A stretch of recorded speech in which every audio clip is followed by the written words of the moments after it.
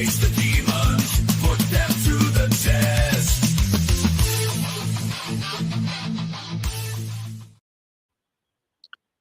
What is up, everybody? You know what time it is. Yep, that we do.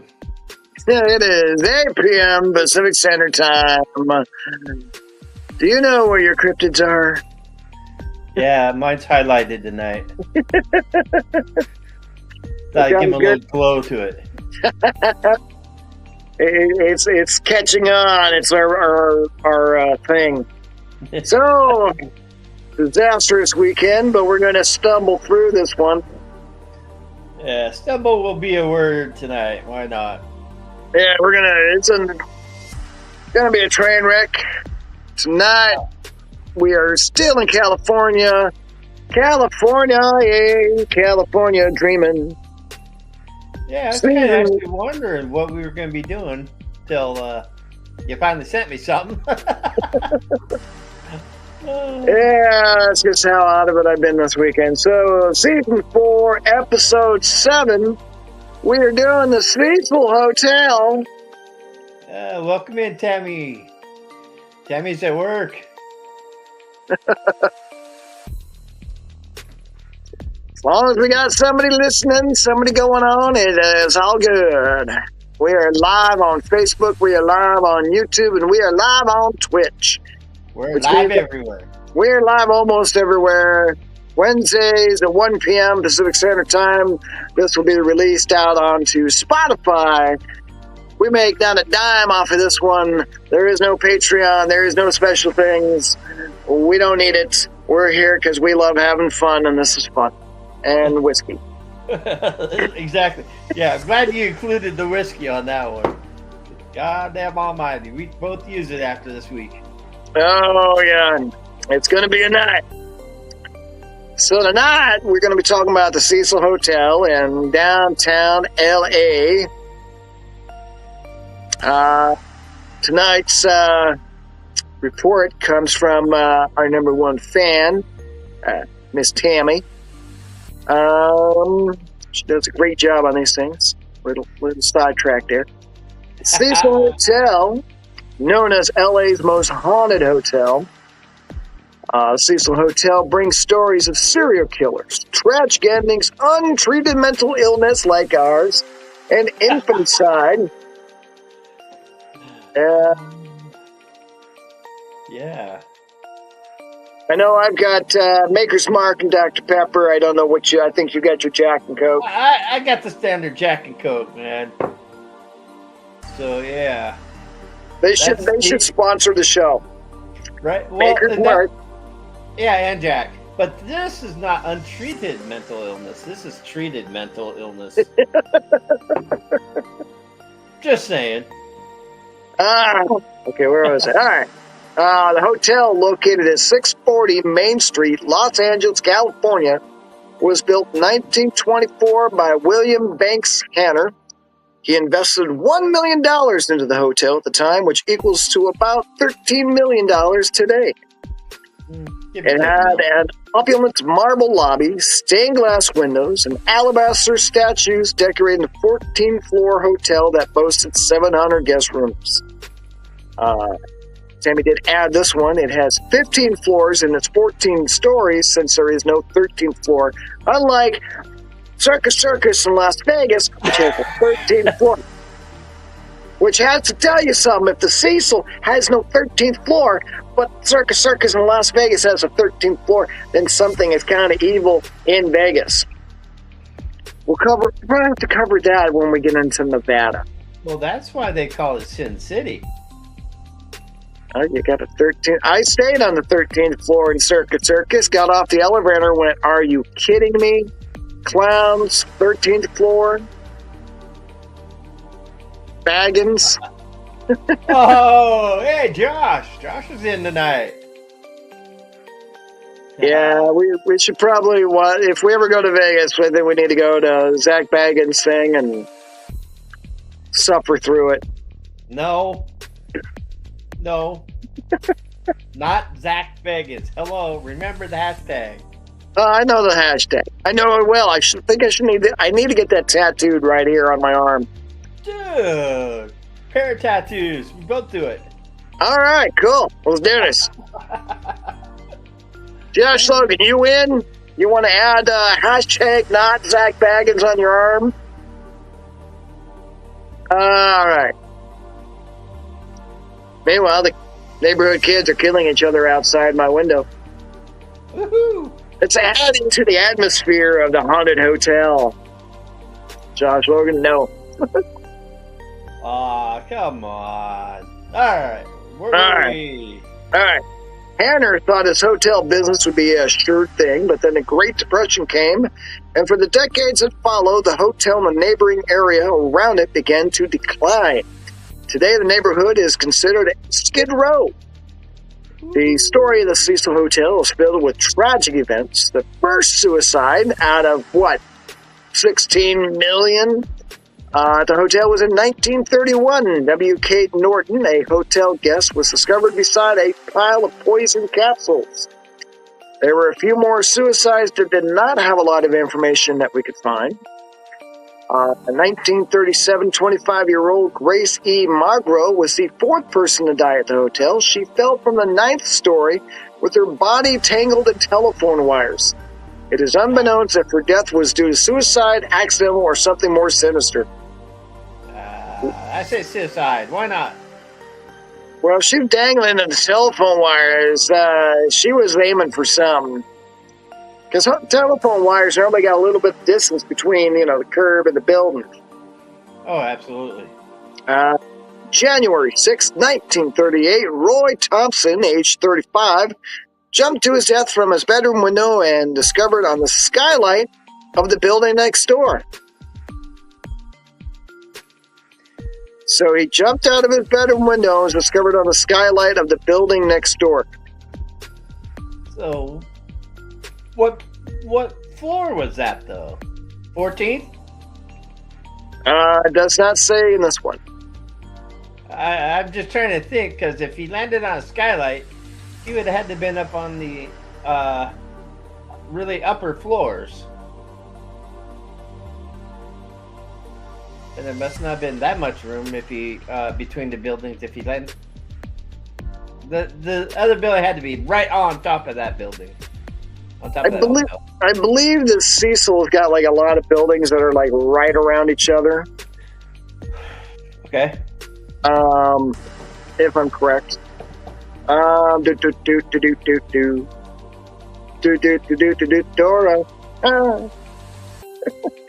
Following that incident, Edwin Nieblad, age 39, died from ingesting poison in May of 1939. Okay, so what is? I mean, all these people are dying from suicide by ingesting poison. Was it just the cheapest form of to kill yourself? Ah, fuck.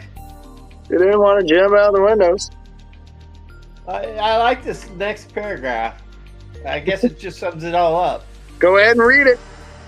Says in January of 1940, 45-year-old Dorothy Seeger died from ingesting poison. Dang, that must have been a thing to do back then at the hotel. Just say it. Must have been something. Hey, let's go to the Cecil and take poison pills. Yeah! Yeah, I mean, why not? I mean, I've got nothing better to do. I may as well just kill myself by taking poison pills. Give me something to do. During September in 1944, Dorothy Jean Purcell did something unthinkable, and here is a newspaper article. We're going to read it. Mother held after baby found thrown to death after hearing testimony that one juror later described as almost beyond belief. A coroner's jury yesterday recommended that Dorothy Jean Purcell, 19, be held to answer to a homicide charge for allegedly throwing her newborn baby boy to his death from a high window of a downtown hotel. Miss Purcell, formerly a war worker, was arrested on Wednesday and held in the prison ward of General Hospital on a district attorney's murder complaint after the baby's body was found on the roof of a building adjacent to the hotel at 640 South Main Street. Testifying at the inquest, police officer Stuart Jones said the young woman had for several days occupied a hotel room with Ben Levine, 38, shoe salesman. She awakened. Jones quoted her as saying early one morning to learn that the baby was about to be born. Not desiring to awaken her companion, the officer related, she went to the hotel restroom on the same floor and there delivered the baby alone. Believing the child dead, she threw it out of the window and returned to the room, never telling Levine of the incident, according to testimony. County autopsy surgeon Frank R. Webb, however, declared the baby had been born alive and his lungs were filled with air. Wow. Yeah, so the Cecil seems to be like just this pulsating evil, just death, suicide, and people trying to jump out windows to get away from it. Yeah. In November of 1947, 35-year-old Robert Smith died by suicide when he fell from the building.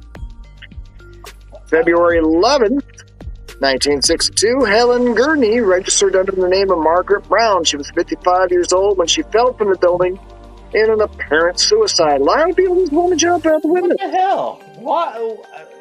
Were things that bad back in the day that they just said screw it? They just wanted to end everything? Holy crap, people. Get a life. Or, in your case, you were taking a life. Later that year, on October 12th, 1962, Pauline Otten jumped from her room after a fight with her estranged husband. This 27-year-old landed on a pedestrian, resulting in the death of 65-year-old George Giannani. Okay. So she jumps from the building. She's trying to commit suicide, but not succeeding. She kills somebody else. And I bet she didn't get arrested for killing him. Nope, she died. Oh, I thought it was him that died. Well, they both died. The Pauline died, and then George Giannani died because he got hit with a 27-year-old woman off the whatever floor. All right. Sorry. Drinking, not enough, but yeah. All right. There's also a history of crime, murder, and serial killers attached to the Cecil Hotel. Cecil has been seen more than his fair share of murders. In 1964, Goldie Osgood, who was known as the Pigeon Lady because she kept some of the birds in a cage on the roof, was found robbed, raped, and strangled in her room. The police later arrested a man who was seen walking around the neighborhood, covered in blood, but later cleared him. The article didn't say whose blood the man was covered in because it wasn't his own. Osgood's murderer was never found. The real Los Angeles tours. Someone got away with murder. Well, I mean, if you find a guy walking down the road and he's covered in blood and it's not his own, then we got to put two and two together. Otherwise, you just let the guy go. Hey, you're covered in blood. It's not your own. You're free to go. Okay, whose blood was it? I'd be probing that one. There is also a history of crime, murder, and serial killers attached to the Cecil Hotel. At least 16 people died at the hotel. Here's a really good little interesting bit of this. 1984, the Night Stalker Richard Ramirez made his base of operations at the hotel. According to Wikipedia, Ramirez was an American serial killer, sex offender, and burglar whose killing spree occurred in greater Los Angeles and the San Francisco Bay Area in the state of California. From April 1984 to August 1985, Ramirez murdered at least 15 people during various break-ins, with his crimes which had taken place after dark, leading to him being dubbed the Night Stalker, the Walking Killer, and the Valley Intruder. He was convicted and sentenced to death in 1989 and died while awaiting execution in 2013. Some of the research shows he murdered at least 38 people ages 9 to 83. He would use the hotel's dumpster to dispose of the evidence, including bloody clothes. Austrian serial killer Jack Unterweger murdered 3 sex workers while a guest at the Cecil in 1991. He chose to say it to Cecil as a homage to Ramirez. Dude, I remember hearing stuff about this. Yeah, that's a crazy thing. So everybody just wanted to seem to be going to the Cecil to do their stuff. And when we get down with the article a little bit, we can talk about more of the ramifications of the Cecil. Hey, I said ramifications without words stalling and going up. I know. You've graduated. Hey, I didn't have to take a sip on that one.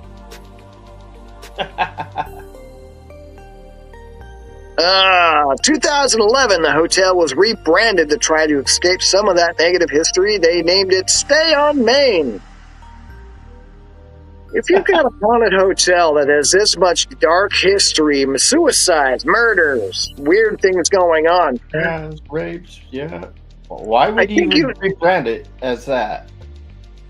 Stay on Main. We have lovely window service. You'll enjoy the view. You earn your frequent flyer miles. Now then, I mean, we can go into no,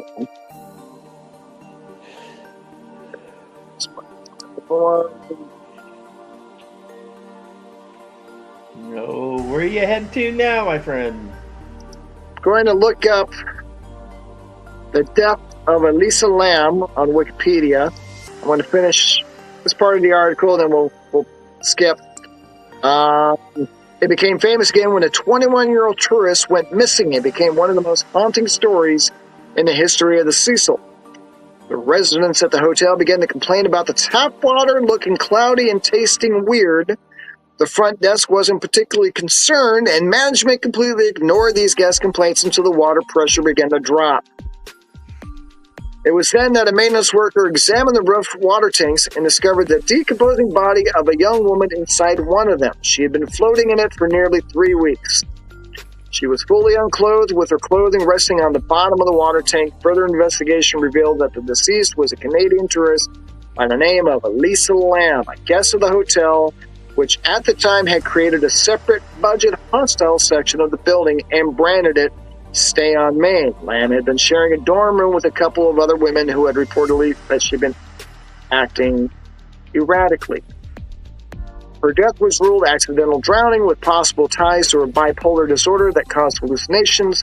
However, there were some strange elements that shows how foul play may have been caused. So we're going to stop because we gotta talk about Elisa Lam. All right. So there are security cam footage from inside the elevator. Now they believe she was playing. We'll read this a little bit. Interest in Lam's disappearance increased on February 13th, with the LA Police Department released security camera footage of her behaving erratically in a hotel elevator on the day she was last seen. The video went viral, while an autopsy performed on February 21st was inconclusive and determined the manner of Lam's death. The LA County Coroner's Office subsequently ruled the death an accident, with bipolar being a significant contributing factor. Now,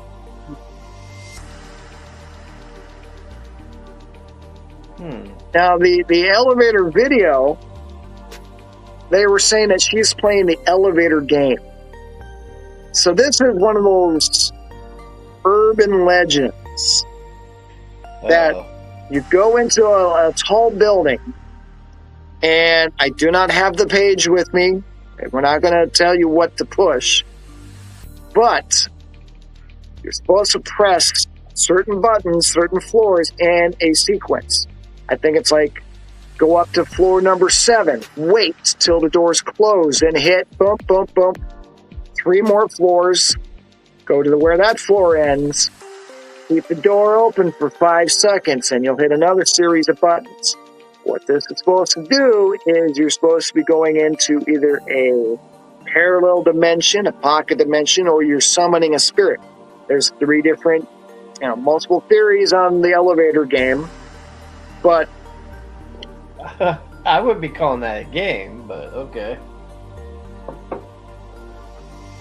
Yeah. The 2.5 minutes of footage, Lamb alone makes unusual moves and gestures. She appears to press every button on the elevator panel, appears in the hallway, then leaves the elevator at one point while its doors remain open. When the doors fail to close after she returns, she leaves. The doors close later.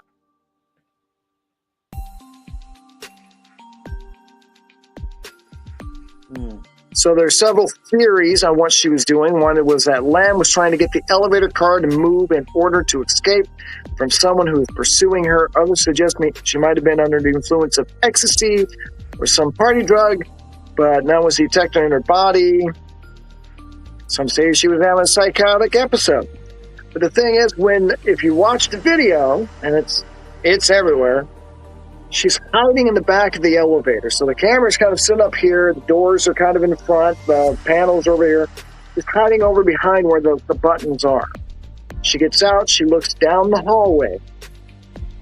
She gets scared by something. She gets back in the elevator and she's waiting for these doors to close to take her away from this.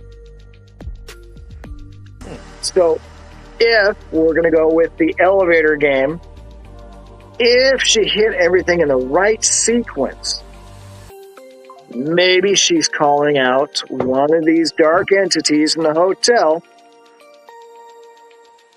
And at this point, she already understands she's kind of screwed. And she's trying to hide, get back in the elevator to escape. Now, the elevator game, it's an urban legend. It's got a lot of different theories to it. One is that once you finish your sequence, something's supposed to appear outside the elevator.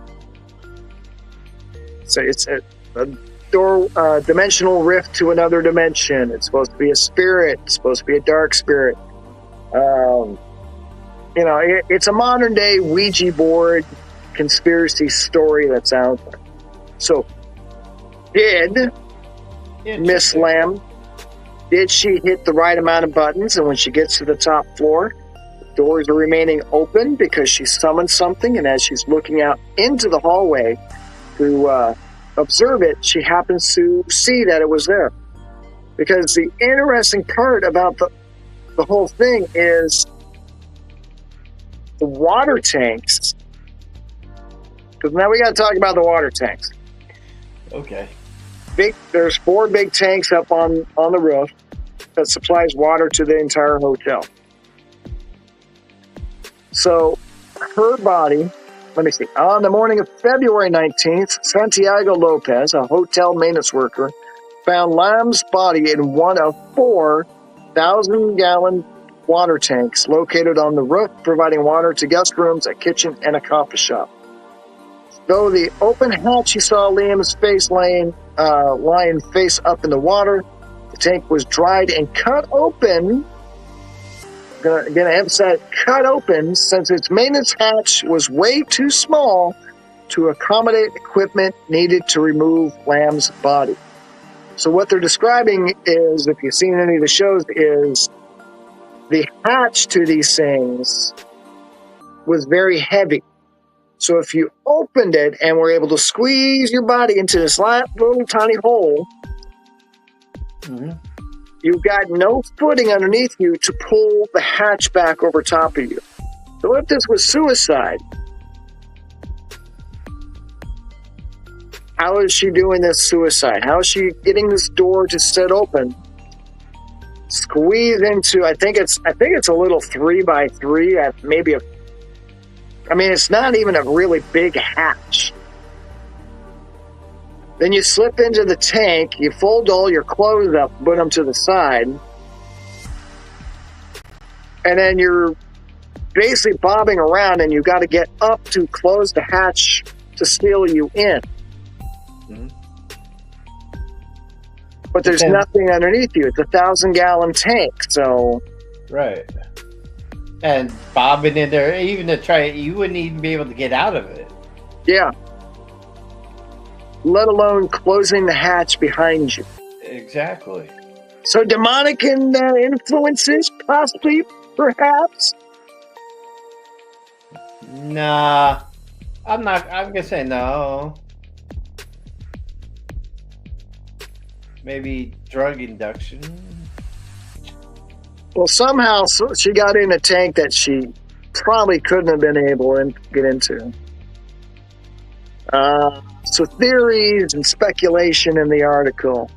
The investigation determined how Lamb died, but did not initially offer an explanation as to how she got into the tank in the first place. Doors and stairs that access the hotel's roof are locked, with only staff having the passcodes and keys. And any attempt to force them was supposedly have triggered an alarm. The hotel's fire escape could have allowed her to bypass those security measures. Her scent trail was lost near a window that connected to it.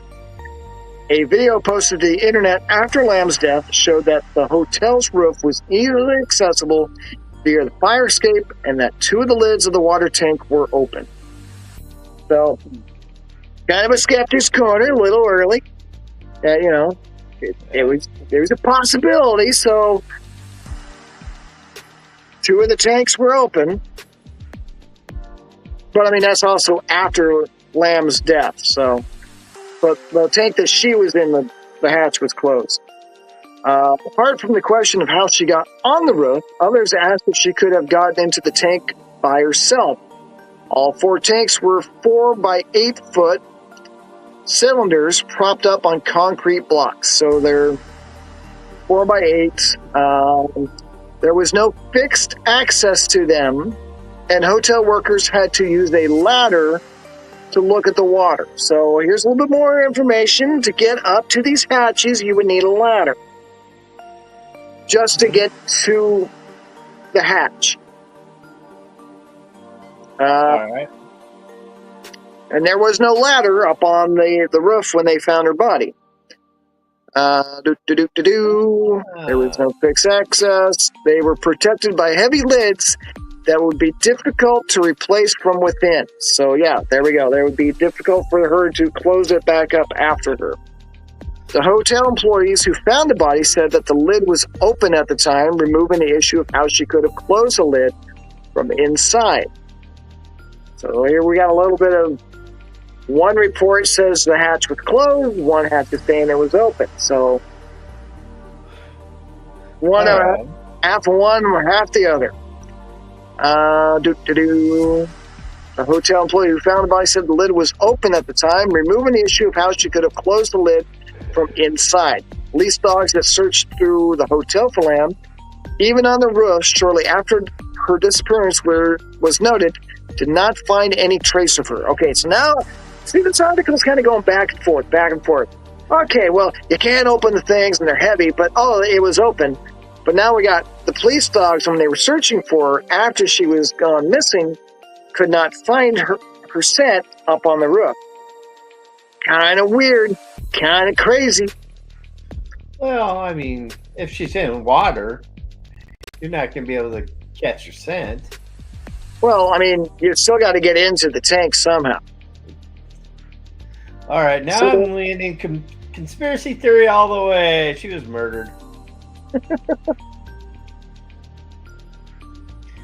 Think of it. I mean, if there was no ladder, no ladder. She gets into the tank. The ladder had to go somewhere. So yeah. The only people who had access were employees. So it begs the question: which employee killed her and got away with murder? All right. Proponents of the theory that the elevator video shows she was under the influence of illicit drugs are not dissuaded by their absence from the toxicology screen, suggesting they might have been broken down during the period of time her body decomposed in the water, or that she might have taken rare cocktails of such drugs that normal screen would not detect. A very low level of her prescription drugs in her system and the number of pills left in her prescription bottles suggests that she was under-medicating or had recently stopped taking a medication for bipolar disorder, which might have led to a psychotic episode. The autopsy report and its conclusions were also questioned based on the incomplete information for instance, it does not say what the results of the rape kit and fingernail kit were, or even if they were processed. It also records pooling of blood and some bodily areas, while observers suggested was a sign of sexual abuse. Her body was just a little bloated. After her death, her Tumblr blog was updated, presumably through Tumblr's queue option that allows posts to automatically publish themselves when the user is away. Her phone was not found either with her body or in her hotel room. Whether the continued updates to her blog were facilitated by the theft of her phone, the work of a hacker, or through the queue is not known, nor is it known whether the updates are related to her death. Oh, come on. They would, you would think they would know if the queue did, update it on its own or not. Come on, this day and age. Seriously, people? Hey, it's a bunch of craziness, man. Right? I mean... All right. Refill. All right. What caused so many suicides at the Cecil Hotel? There's some speculation over the hotel being cursed. Cecil Hotel is widely considered among the most haunted hotels in the world, and has seen so many bizarre accidents, mysterious deaths, premeditated murders, and suicides that many feel it can't all just be a coincidence. This must indeed be a place of real darkness and evil. Whether the Cecil Hotel is haunted or whether the mysteries surrounding the property are merely spun from myth, rumor, and urban legend is up for debate. But those newspaper clippings don't lie, and what's clear is that for anyone who cares to listen, this old place has dark stories to tell. The Cecil Hotel in Los Angeles is renowned for its dark history and is often referred to as a haunted location. While not officially a haunted attraction, its reputation stems from a high number of deaths, including suicide and murders, that occurred within its walls. These incidents, along with the association with serial killers, contributed to the spooky aura surrounding the hotel. And the Cecil Hotel is no longer operating as a traditional hotel. Oh. Following extensive renovations that began in 2017, the property reopened in 2021 as a permanent supportive housing facility, as reported by the Los Angeles Times. So it's not a hotel, it's like an apartment complex. It's like an apartment complex because, hey, it worked out so well the first time. Let's just repeat the process. So it's just checking in. We can't keep guests. We can't keep the guests in as it being a hotel, but maybe we can keep residents in if it's an actual apartment complex. Wonderful thinking, people. Hey, James, I still feel like going to L.A. How about we rent a place at the Cecil? Okay. No argument. There's a lot of hotels that we want to stay at anyway. We'll just add this to the list. The question is, when we gonna get to that list? I think maybe we need a Patreon and do like, pick a night and just do a 24-hour, hey, we're going to raise funds because James and I are going to go stay in the most haunted locations known to man. And go live. We'll go live in all of these damn places. It might be, 7 days of podcasts back to back to back. Ooh, shit. I'll get the time off. Let's do this. Yeah. I think we need to start a fund. Figure this out. All right. So, the Cecil Hotel in Los Angeles is notorious for its dark history and has gained a reputation for paranormal activity. Guests and investigators have reported various ghostly encounters and unsettling experiences within the hotel. These include reports of apparitions, unexplained sounds, and feelings of being watched or touched. The hotel's history includes numerous deaths. Hang on. Hey. Oh. And we have the presence of serial killers contributes to the belief that it is haunted. Wow. Well, Do we really have this little investigation report by we know who? I don't even know if I want to even read this little clip it from Mr. Zach Bagans' investigation. Oh, geez. The Ghost Adventures crew investigated the Cecil Hotel, with Zach Bagans reporting experiencing poltergeist activity, including a water faucet turning on by itself in a room where Underwedger had stayed. But we know how water faucets can be, you know. Yeah. Yeah, okay. So, in conclusion, the Cecil Hotel's history and the various claims of paranormal activity have created a strong perception of it being a haunted location. While some dismiss these claims as folklore or psychological effects, others firmly believe the hotel is indeed home of supernatural entities. Okay. And then we go.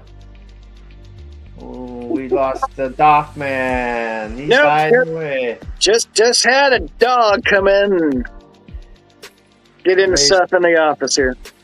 Uh-huh. Yeah. You know, she got into my MREs and grabbed one, and it's like, okay, I need to grab this back. I do not need a husky eating an MRE and then being jacked out of her damn brain all night long.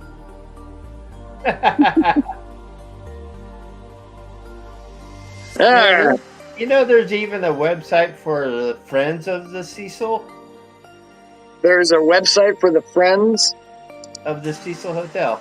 Supposedly a positive history of this hotel. Yeah, I don't buy a positive history. Everything you see about the Cecil is just dark, death, more death, serial killers.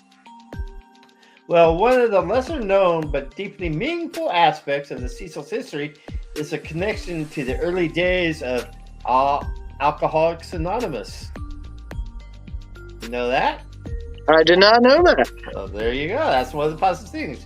In 1940, a man named Glenn W. Traveled to Los Angeles to get sober. He checked into the Cecil Hotel and found his way to a local AA meeting.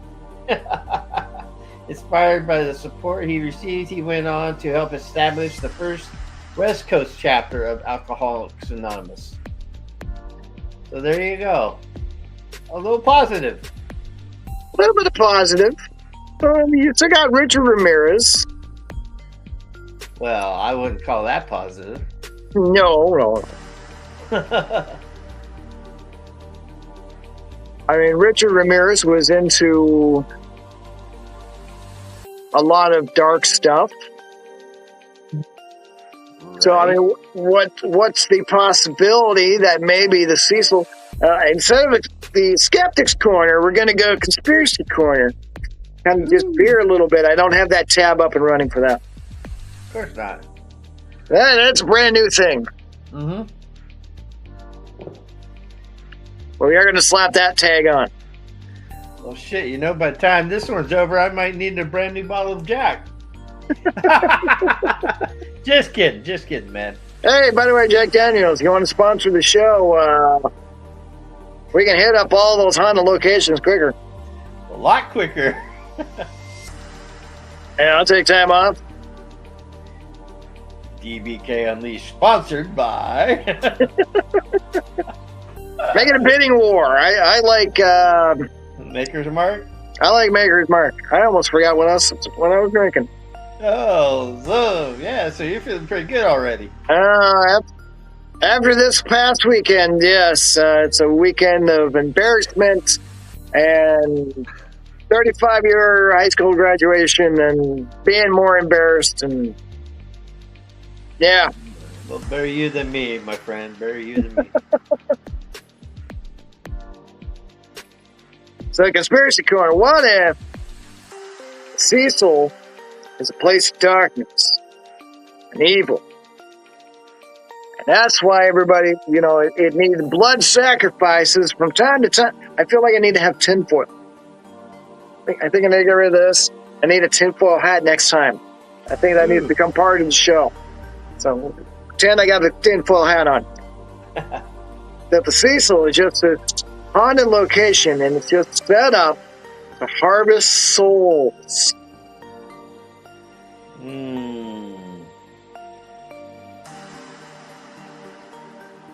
Now, because I mean, you've got all these people that are, flying out windows. Flying out windows. Richard Ramirez was there, just hiding bodies in the dumpsters. People sneaking off and dying in water towers. After playing the elevator game, which is supposed to not be a good thing for you. Right. I do know. I gotta find it again here. Yeah. I think I closed out one of my tabs I had up here, and it had some good stuff on. Now I'm trying to locate it again. God damn it.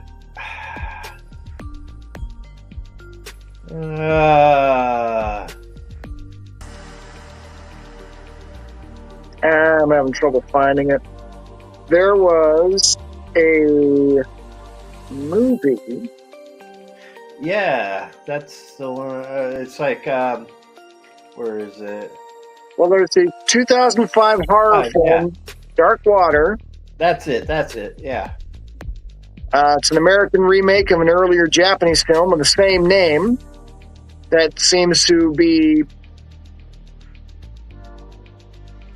Well, I mean, you can't really say it's based off of Lamb's death because it was a 1996 short story. No, but they said that some of the things seem to be coincidental or similar or whatever. There was...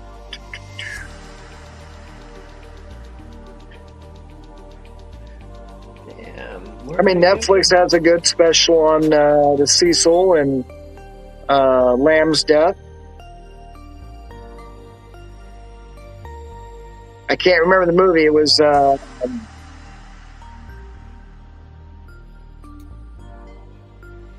crap.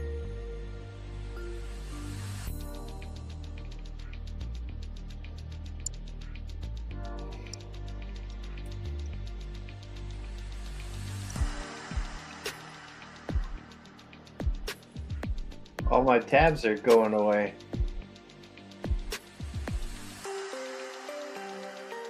Archive 81 is what I was thinking about. I had to look it up.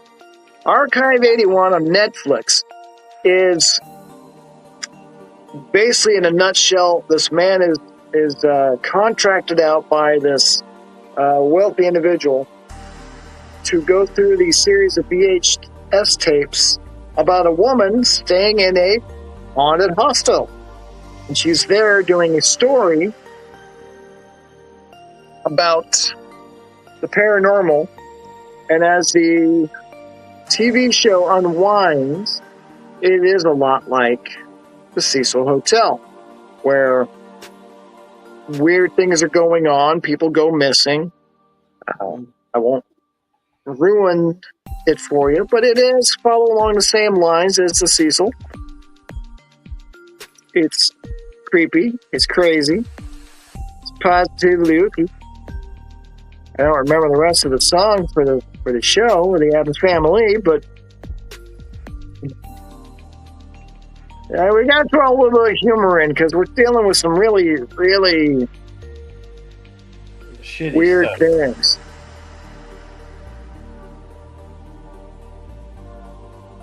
I kind of want to go to Lamb's Tumblr. A little over 2 years after Lamb had started blogging, she announced she would be abandoning her blog for another. She had started on Tumblr, Nouvelle Nouveau. It consisted mostly of fashion photos, quotes, and a few posts in Lamb's own words. The same American author Chuck Palahniuk. So she's not really, it doesn't sound like her posts on Tumblr are actually really anything that are like mind blowing. It's just memes and fashion photos and a few posts in Lamb's own words, but it doesn't sound like it's really a whole lot of anything. So,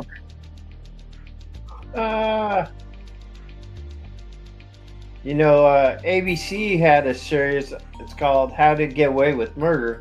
Had a similar storyline as to Elisa Lam on how she died in the water tower.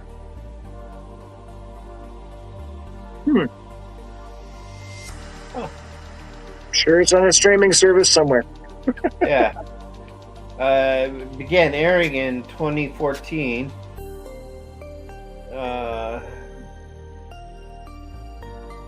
Yeah.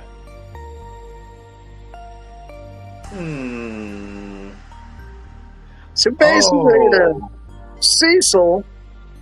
She had brothers, right? Brandon and Phil? No, brother. Oh, no, I read that wrong. A year after Lamb's death, brothers Brandon and Philip Murphy sold a horror film script titled The Bringing,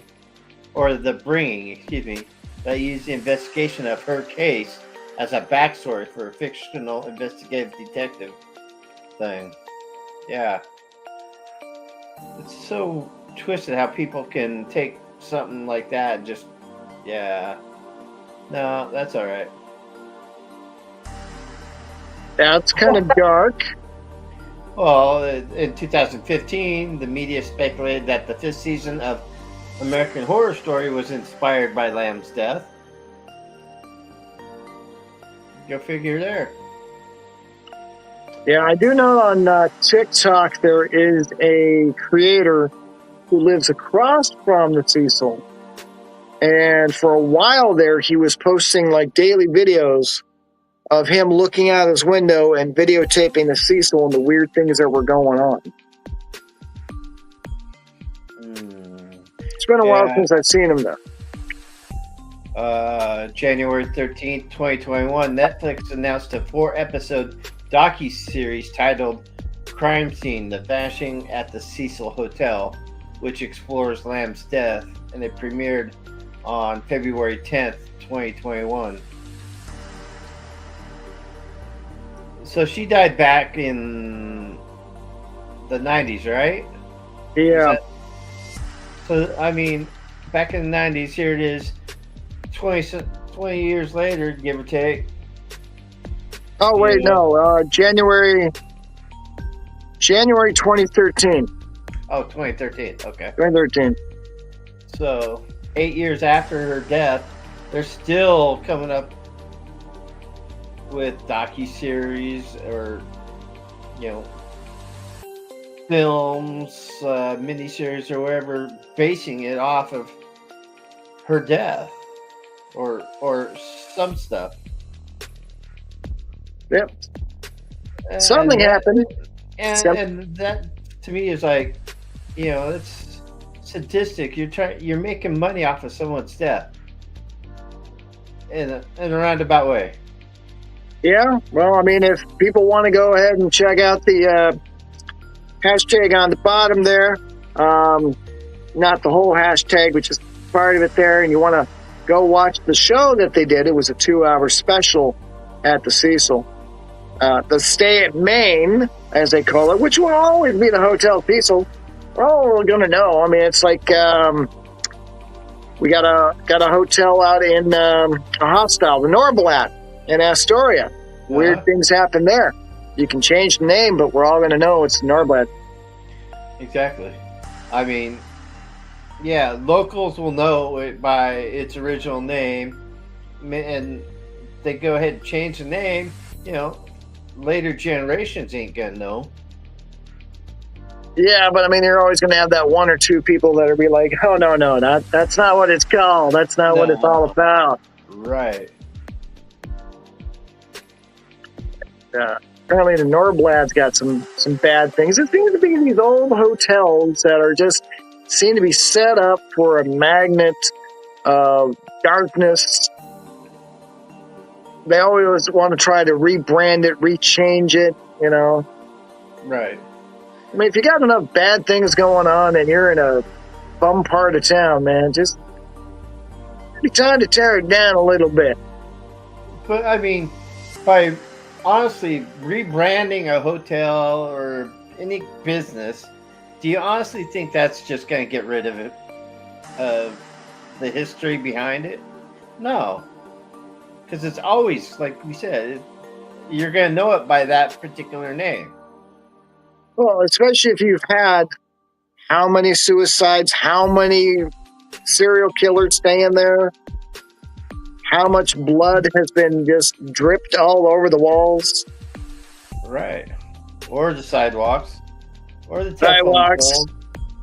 I mean, you got a place that's inherently evil. I don't mean to be like our hashtag on the bottom, because we live and die by that hashtag. But what if the place is just soaked in evil? Yeah. I mean, not that I want another incident. Right. No, we don't need another one like that other one. We don't need any more incidents. Cecil Hotel, if you're somehow... That would kind of suck. Someone's streaming this at the Cecil Hotel going, wait a minute, what am I getting myself in for? The rent's good.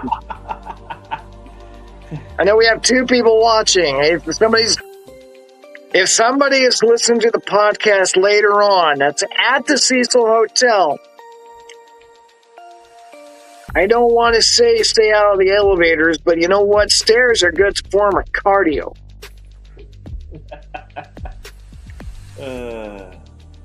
That's all I'm going to say on that one, man. Yeah.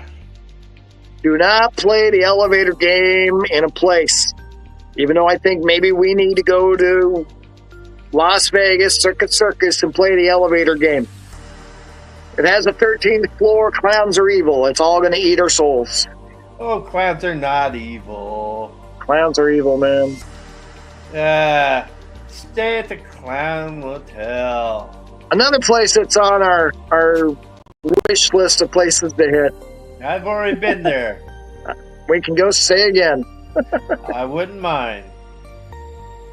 Maybe one of these days we just need to do like a very long streaming session and raise funds for a travel. Ooh, do a 24-hour stream. There you go. Block out a weekend.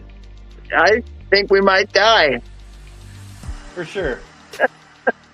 We might have to lay off the whiskey before that. No! No, because if we get into some good subjects, man, the whiskey's going to help dull it. It'll just be 24 hours of talking about one thing. Tammy says Hour number 6. Hour number 6. Here's how it'll be. I think we need to stay over here. Hey, I got it. We can still do the whiskey thing, but while we're drinking the whiskey, we'll just put Tammy on here to cover us for a little bit. I'm sure Tammy wouldn't mind. But do gotta give it to Tammy and doing the research she's been doing. She's been phenomenal. Yeah, she's already got. We're doing Alcatraz next week. I think you're going to be in Disneyland World. Not. No, I'm not. No, I'm going to Montana.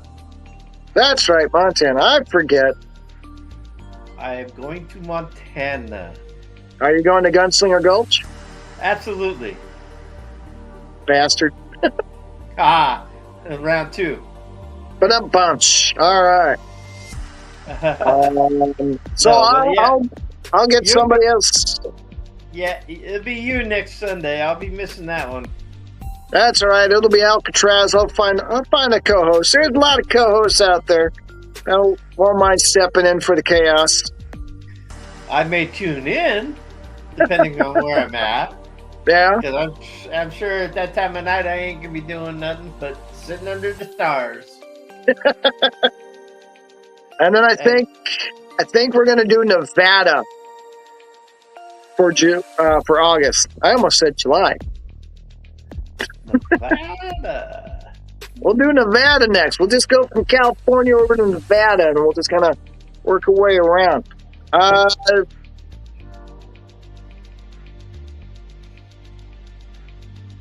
Well, We'll do Skeptic's Corner. We got 4 minutes.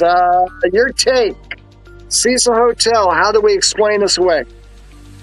you can't. You just got people that just have nothing better to do than to kill themselves by suicide or poison. I honestly don't think that is anything, evil or what. I just think it's a lot of people just got problems, and it's the only way they know how to deal with it. Personally, I can't honestly. I can't explain the Lisa Lamb thing though. That one, I mean, whatever. I honestly, I don't think it's really haunted.